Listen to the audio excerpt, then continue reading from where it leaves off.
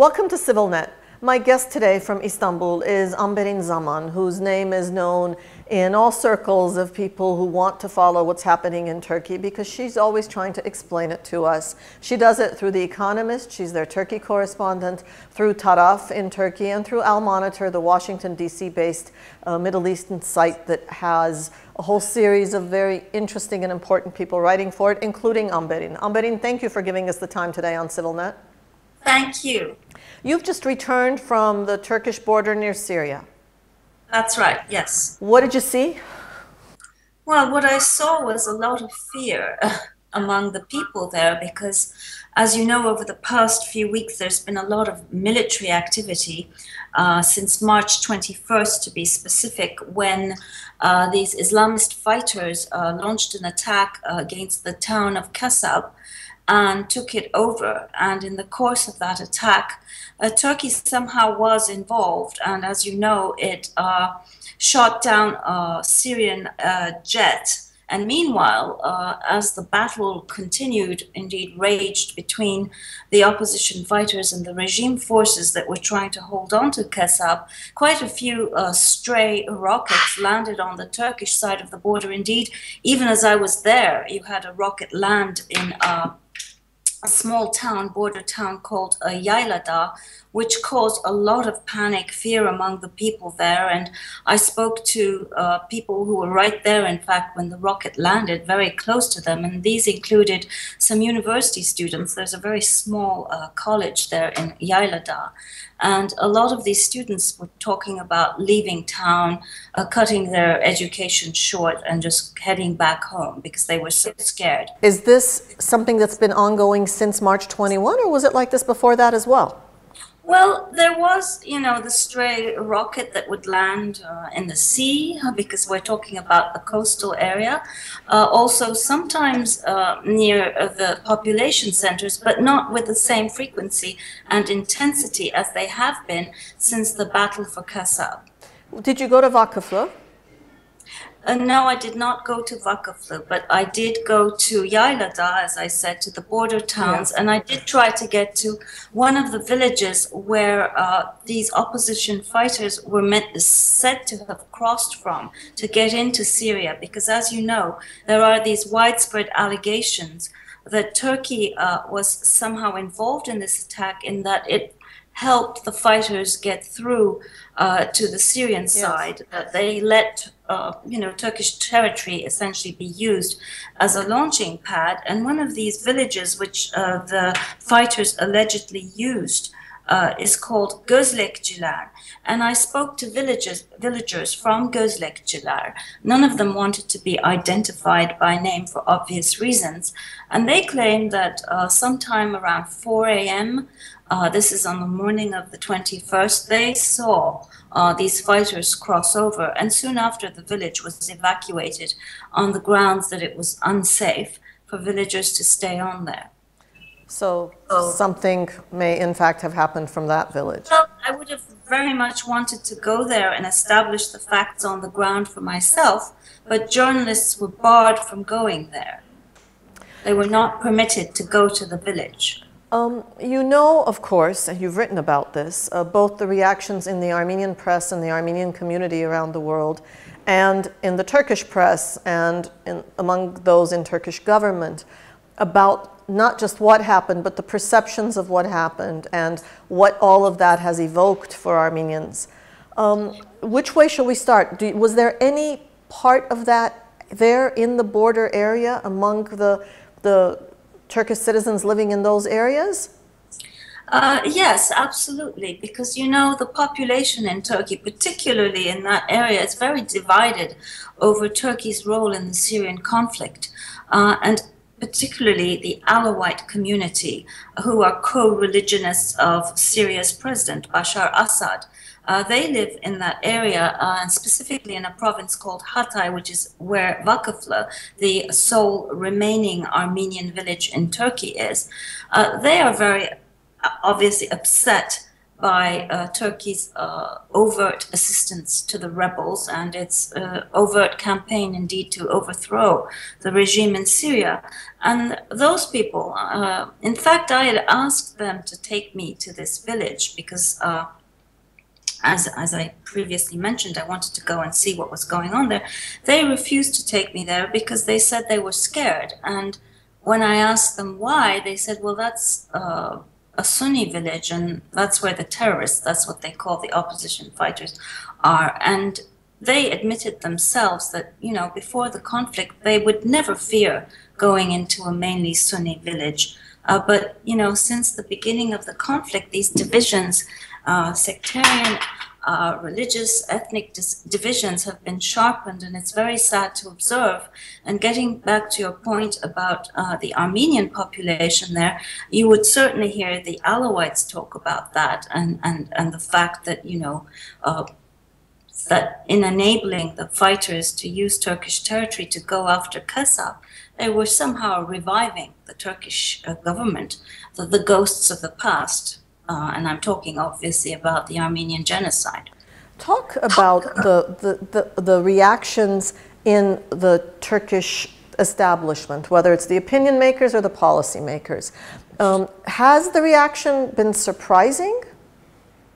Well, I think there's a lot of spin going on right now, and what the Turkish Foreign Ministry hopes is damage control, because in fact, we know, and thanks to the Armenian weekly Agos, we know, because they first reported the story, that the opposition fighters had wanted to take Kesab before, in fact, in 2012, I think it was, and the Turkish army intervened and stopped them from doing this precisely because they anticipated the, you know, the fallout from yes. Yes, exactly. But as again Agos explained it, and this view is echoed by other analysts, is that with the balance of power tipping in favor of the regime, you know, there's a sort of measure of desperation here, and the Turkish side wanted obviously to reverse that balance and felt that if Kesab was taken over by the opposition fighters, this would somehow allow them to gain a foothold in Latakia province, which is, you know, a stronghold of the regime, and somehow enable them to gain access to the sea, which the opposition fighters still do not have. And there's also another allegation floating out there that the government somehow wanted to distract attention away from this massive corruption scandal that broke out in December in Turkey, just ahead of the local elections that were just held on March 30th, causing a lot of damage, obviously, to the government. So they somehow wanted to provoke a war with Syria, and indeed, you know, we've had this slew of leaked tape recordings of government officials discussing all kinds of shady deals, but also most recently of the foreign minister, the intelligence chief, Hakan Fidan, discussing scenarios to provoke war with Syria. So when you add that all up, you know, it makes it sound that much more likely that Turkey perhaps was involved in the attack against Kesab. But as you noted, the fallout has been huge, and it's now being linked to 1915 in some way, with people saying that this was all about going after the Armenians. And I have to say, I don't believe that that was the motive at all. It was much more about somehow trying to reverse the balance in favor of the opposition fighters, and taking this obvious risk of drawing this precise kind of accusations regarding Turkey and the genocide. It doesn't appear that there's going to be a conclusion to this anytime soon. The geography isn't going to change. Kesab is going to remain at the border with Turkey. The disbalance in this awful, protracted, bloody conflict seems sustainable. The disbalance seems sustainable. The Prime Minister in the victory speech on Election Day implied a little bit that things would heat up even more with Syria, that Turkey's involvement would perhaps be stepped up? Well, he said we're at war with Syria, which of course sounded very alarming to a lot of us because, in fact, we're not, thankfully, at war yet with Syria and very much hope that we never will be. But as you say, we have a 900-kilometer long border with Syria. Turkey continues, obviously, to help the rebel effort. And there doesn't seem to be a resolution in sight anytime soon. The best we can hope for is that Turkey doesn't somehow get directly drawn into this war. It's very, very sad what's happened in Kesab because, as many of my Armenian friends pointed out, in the same way that vakıflı is one of the few artifacts, as actually one academic, Elis Sinircan. Oh, what a sad word, but it's so true. Yes. Yes, of Armenian life prior to 1915, so too was Kesab, and it's deeply traumatizing, obviously, for the Armenian community to be once again uprooted in this horrible way. But thankfully, we also know that there has been no loss of life, save I think one young woman was killed, and of course that's very sad and very tragic. But you also see that there's a lot of disinformation out there about what precisely happened. In the meantime, partly to combat all of this, I think Turkey has tried to woo some of these residents of Kesab, and they're mainly the people who got left behind, the elderly people who just didn't have the energy to leave, who people, when you hear what they say, who said we want to die in our own lands, being brought over to Turkey. And I just spoke to the Turkish Foreign Ministry spokesman a few minutes ago, in fact, just before you called, and he confirmed that some 21 Armenians from Kesab are currently in Kesab, are currently in Turkey, and they've been resettled in Vakıflı village, which makes a lot of sense, obviously, and that the Turkish Red Crescent, which is the Turkish equivalent of the, humanitarian relief, yes, Red Cross, is tending to their needs. There was some talk that they would perhaps be quietly repatriated, if that's the right word, to Latakia?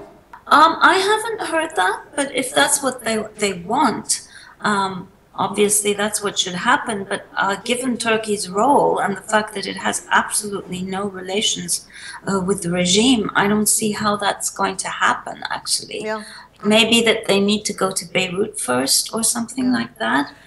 Because we do know that they have relatives in Lebanon and also in Latakia, and would probably feel more comfortable being near their loved ones. They probably have a bigger global network than you and I do. The Kesabti network doesn't stop. I bet. Let me ask you a sore question. You just mentioned the death of a young woman.